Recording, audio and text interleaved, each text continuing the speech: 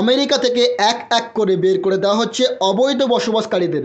Donald Trump president হওয়ার অনেক আগে থেকে আমেরিকাতে অবৈধভাবে বসবাস করা নিয়ে হুঁশিয়ারি দিয়েছেন। গত মাসে ডোনাল্ড ট্রাম্প প্রেসিডেন্ট হয়েছেন এবং তারপর থেকে আমেরিকা প্রশাসন অবৈধ বসবাসকারীদের তাদের নিজের দেশে পাঠাতে সরব হয়েছেন। আমেরিকার ট্রাম্প প্রশাসন যেভাবে মানবাধিকার লঙ্ঘন করে হাতে পায়ে কড়া এবং শিকল বেঁধে ভারতীয়দের ফেরত পাঠিয়েছে, সে বিষয়ে মোদী সরকারের আশ্চর্য ও লজ্জাজনক নীরবতার প্রতিবাদে আজ কলকাতার আমেরিকান দূতাবাসের সামনে পশ্চিমবঙ্গ প্রদেশ কংগ্রেসের পক্ষ থেকে শুভেন্দু সরকারের নেতৃত্বে এক বিক্ষোভ প্রদর্শন করা হয়। পায়ে কড়া এবং শিকল পরিয়ে ভারতীয়দের ফেরত পাঠানো হচ্ছে, তাতে মানবিকতা লঙ্ঘিত হচ্ছে, পাশাপাশি সামগ্রিকভাবে দেশেরও অপমান হচ্ছে। কংগ্রেসের পক্ষ থেকে প্রশ্ন উঠে আসছে, প্রধানমন্ত্রী নরেন্দ্র মোদী প্রোটোকলের বাইরে গিয়ে ট্রাম্পের হয়ে নির্বাচনী প্রচার করেছেন। সেই নরেন্দ্র মোদী এই লজ্জাজনক এবং মানবিকতার লঙ্ঘনকারী ঘটনার পরে একেবারে নিশ্চুপ কেন?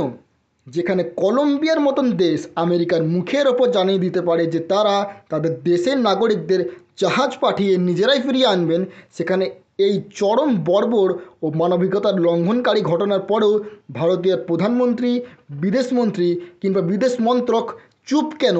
এরকম প্রশ্নই কিন্তু উঠে আসছে কংগ্রেসের পক্ষ থেকে। হিন্দুস্তান এ অপমান সহ্য করবে না। ভারতীয়দের উপরে যে অপমান, এই অত্যাচার, নরেন্দ্র মোদীর বন্ধু ডোনাল্ড ট্রাম্প যে অত্যাচার করে, যে জঘন্য ইনহিউম্যান বিহেভিয়ারের মধ্যে দিয়ে ভারতবাসীর উপরে তিনি আঘাত হানলেন, আমরা ভারতবাসী হিসেবে তার বিরোধিতা করি। যখন ভারতের কেউ এর বিরোধিতা করছেন না, তখন পার্লামেন্টের বাইরে রাহুল গান্ধী, আমাদের সভাপতি মল্লিকার্জুন খাড়গেজি, অখিলেশজিরা প্রতিবাদ করেছে।